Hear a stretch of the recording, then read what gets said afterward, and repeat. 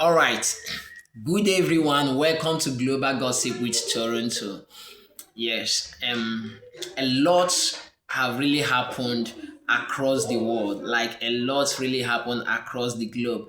But I'm here to talk about a very, very sensitive, a very, very important topic from the just concluded war, not concluded, but a ceasefire between Israel, Iran, and an American war. Now, I want us to pick up lessons from that particular conflict. Now, number one lesson we have to pick is that you don't underestimate the power of cheap weapons and technology. Now, why do I say you don't underestimate the power of cheap weapons and technology? United States of America and Israel underestimated Iran, especially their drones, but Iran was able to use cheap drones to inflict a lot of damages. We know that it's not numerous damages, but they were able to use drones to inflict some damages on some kind of American air bases, and you see United States of America using millions of dollars of air defense system to fed away just a 10,000 or a 7,000 drones used by Iran. So that is to tell you that you cannot underestimate the power or how cheap technologies and weapons can change the game in warfare.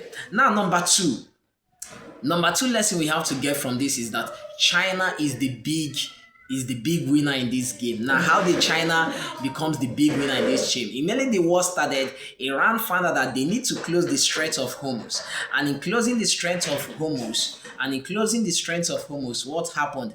Now, China was able to utilize its green technologies such as exporting electric vehicles, such as building on its solar panels. Now, China was able to make a lot of money, billions of money from its green technologies, from electric vehicles and so on and so forth, because there was rise in the price of gas, there was rise in the price of fuel, so the whole world have to turn to green technology. Now, another lesson we have to take from this war is this: you don't need to rely or depend on your friends or allies. Now we look at what happened between United States of America, Spain, Italy, and some kind of NATO countries. Now NATO is a strong ally of United States of America. As a matter of fact, NATO is a strong military transatlantic ally between America and the Europeans. Now, Spain, who happens to be a member of NATO, refused the United States of America to use its air base to strike Iran. The same thing happens to Italy, the same thing happens to UK. These are the friends of United States of America. But in the middle of the war, they said, no, you cannot use our bases. That is to tell you that in international politics, there is no permanent friend. Now, sometimes you think that this person is your friend, whereas this person is not your friend. That is why after the war, Donald Trump was very, very furious and decided to say that, look, we need to re-examine the role we are playing with NATO. So that is to say that there are some lessons to pick from this war between Iran, US, and Israel. Now, another lesson we really need to pick from this war is this: don't underestimate any country. No matter how weak you think that country is, no matter how technologically backward you think that country can have other source.